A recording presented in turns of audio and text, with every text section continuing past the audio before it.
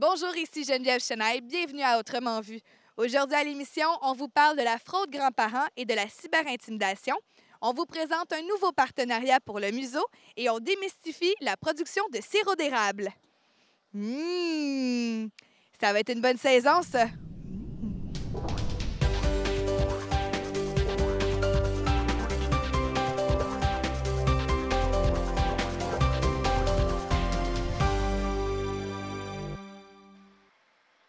Coton 46 offre un généreux don au Musée de Société des Deux-Rives pour une meilleure connaissance de notre histoire. Merci beaucoup d'être présent en si grand nombre ce matin pour cette belle annonce. Depuis que le musée a inauguré son exposition permanente, l'équipe du musée tente à multiplier finalement les actions, je vous dirais, soit de médiation ou de vulgarisation afin de faire mieux comprendre toute l'histoire et la richesse de ce patrimoine lié à l'industrie du textile.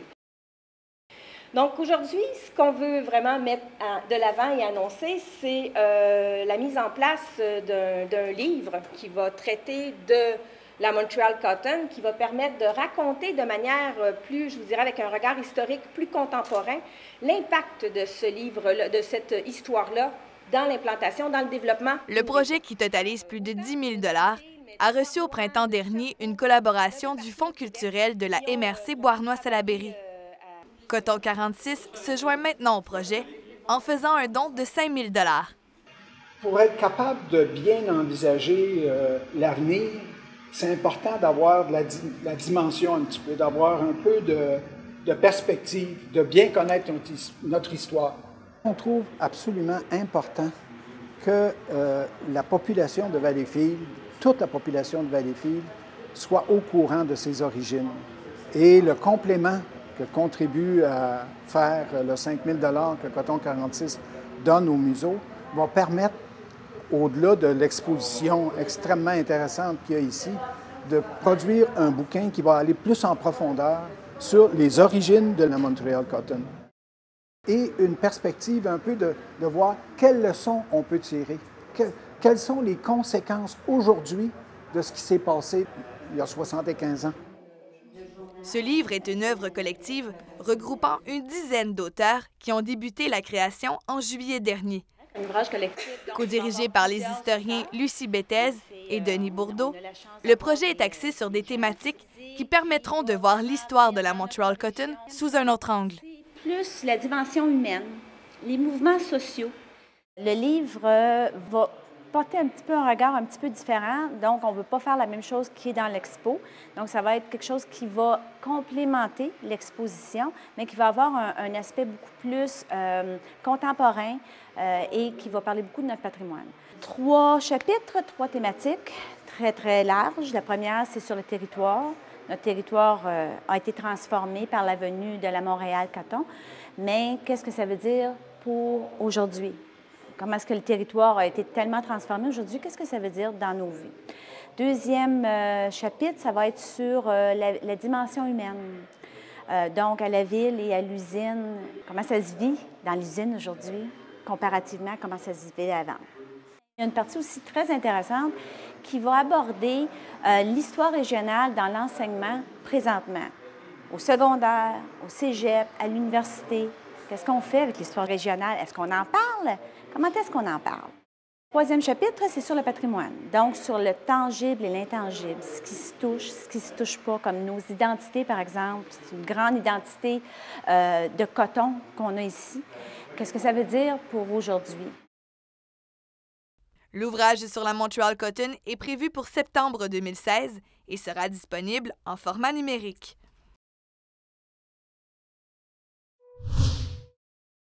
La saison des sucres est maintenant débutée, ce qui veut dire que la production de sirop d'érable bat son plein. On démystifie le tout avec Monsieur Roy, le propriétaire de l'érablière des Rois.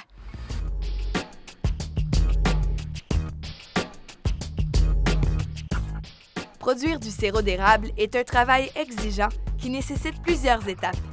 Le tout débute par l'entaillage des érables, qui généralement a lieu au mois de février, avant que la saison des sucres commence.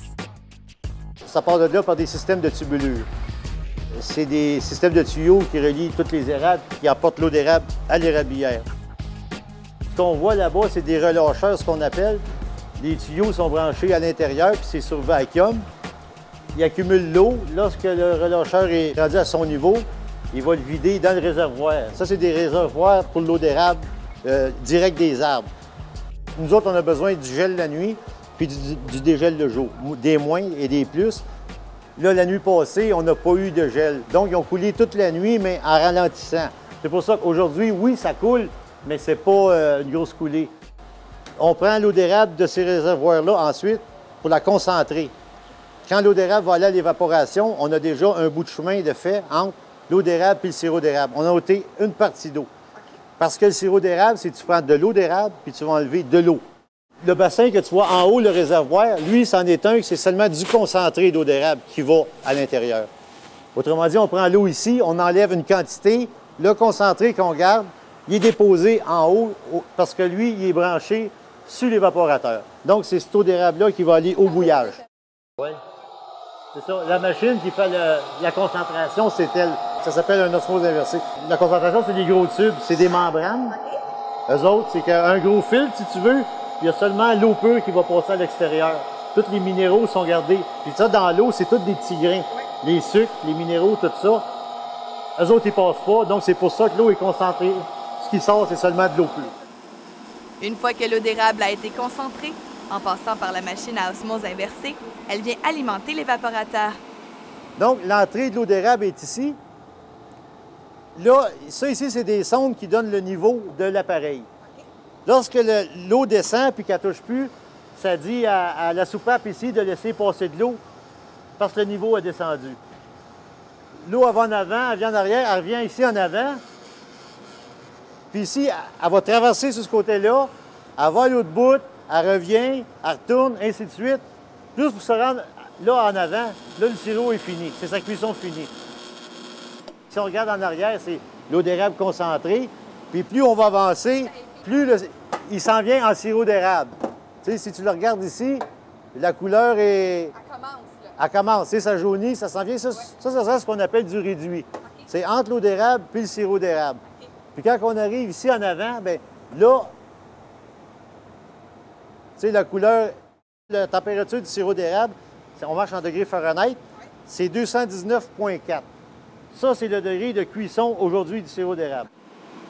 Pour savoir vraiment si la cuisson est parfaite, ici, on a un hydrotherme. Tu vois le mercure rouge? Lui, il va flotter dans le sirop d'érable. Puis la température minimum du sirop, il faut voir le mercure rouge qui va flotter égal avec le sirop. Si on ne le voit pas, le sirop, il manque de cuisson, il est trop liquide. Puis s'il est trop sorti, il est trop cuit. Bien, il est trop cuit. Il est cuit plus que le 66 Brix. Le degré du sirop d'érable, c'est un degré de sucre de 66 Brix. Lorsque la cuisson du sirop d'érable est terminée, le sirop est prêt à être filtré. Après que la cuisson est faite, c'est pas un produit qui est clair. Regarde, tu vois? C'est assez foncé, là. Oui, puis c'est brouillé, là. Oui. Tu sais, ça, on appelle ça, c'est de la rage dedans. C'est des dépôts qui s'est fait pendant la production du sirop. Il y a plusieurs modèles de filtres pour le sirop d'érable, mais nous autres, ce qu'on a, c'est une presse. C'est le sirop qui est passé dans des papiers filtres pour garder toutes les impuretés qu'il y a dans le sirop d'érable. Regarde après qu'il est filtré. Oui, là, on voit la différence, là. Tu vois, là, il est vraiment... Plus clair, on voit qu'il n'est pas brouillé. La filtration du sirop d'érable étant faite, le produit est prêt à être consommé et ainsi mis en baril pour la transformation ou en conserve pour les clients et les épiceries.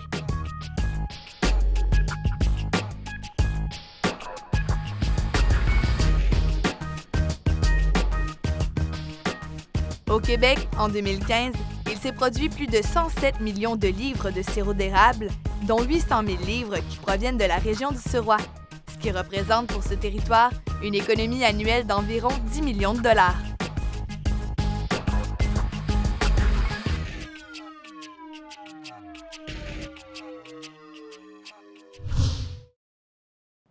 Le mois de mars est le mois de la prévention de la fraude. On profite de l'occasion pour vous parler de la fraude de grands-parents, un type de fraude très présent en ce moment.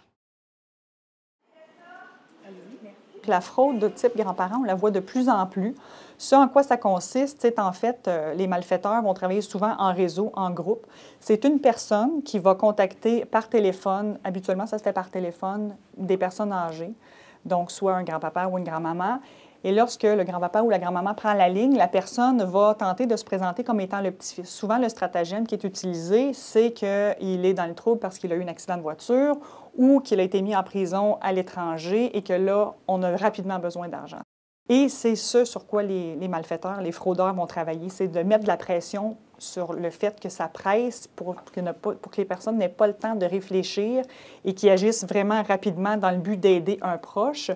Et les malfaiteurs, les fraudeurs sont vraiment, dans les techniques qu'ils utilisent, ils tentent même de faire dire aux grands-parents le nom de la personne, du petit-fils qui appelle pour vraiment établir un contact. Ce qu'ils vont demander, souvent, c'est par exemple, j'ai besoin de 5 000 $. Ils vont demander ce que ce soit transféré là, via des compagnies de transfert de fonds.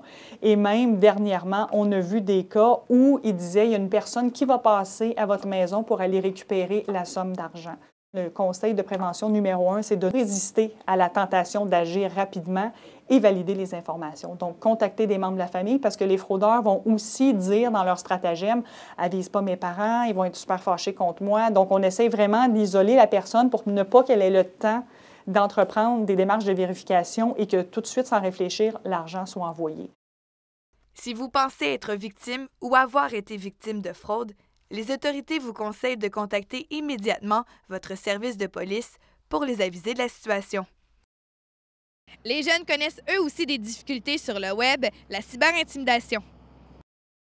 Ce en quoi ça consiste, c'est l'envoi ou l'affichage soit de messages haineux, cruels, menaçants, ou la publication de photos aussi qui peuvent être embarrassantes pour certaines personnes. Et dans les formes, c'est ça. Ça peut être soit l'envoi par courriel, le fait de publier quelque chose sur le blog de quelqu'un. Ça peut même aller jusqu'à la création d'un site web pour nuire à quelqu'un. Ça peut être d'afficher, par exemple, des fois on voit ça, des ruptures, des photos plus gênantes qui sont mises en ligne à la suite de la rupture. Et on sait qu'avec la rapidité des réseaux sociaux et d'Internet, une fois qu'une photo est mise en ligne, on en perd le contrôle. Il faut être prudent dans les choix de mots qu'on va mettre en ligne et les photos aussi, parce qu'une fois que c'est là, on en perd carrément le contrôle. Les conséquences de la cyberintimidation peuvent être sérieuses.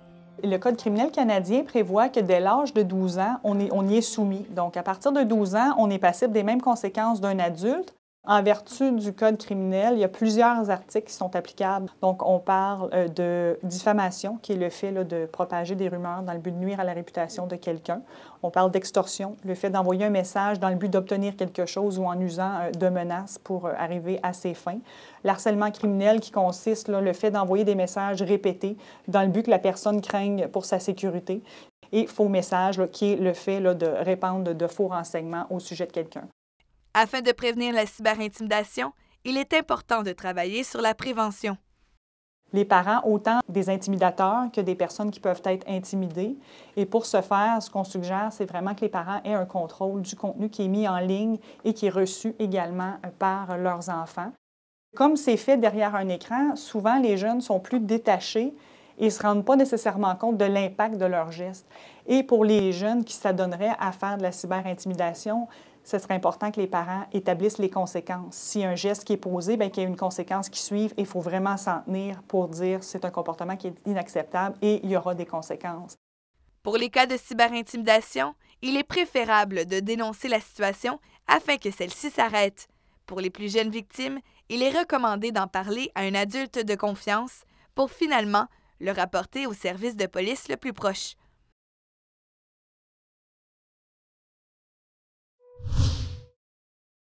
C'est ce qui conclut l'émission. Merci d'avoir été avec nous. Je vous souhaite un excellent week-end et nous, on se retrouve mercredi 18h30 pour une autre émission d'Autrement Vu. D'ici là, eh bien, moi, je vais tenter de finir ce magnifique pot de beurre d'érable et on se retrouve mercredi si je n'ai pas encore explosé d'ici là. Bye bye!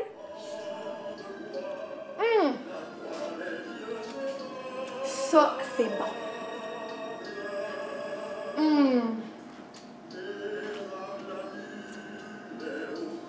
Je vais y arriver à le finir, hein?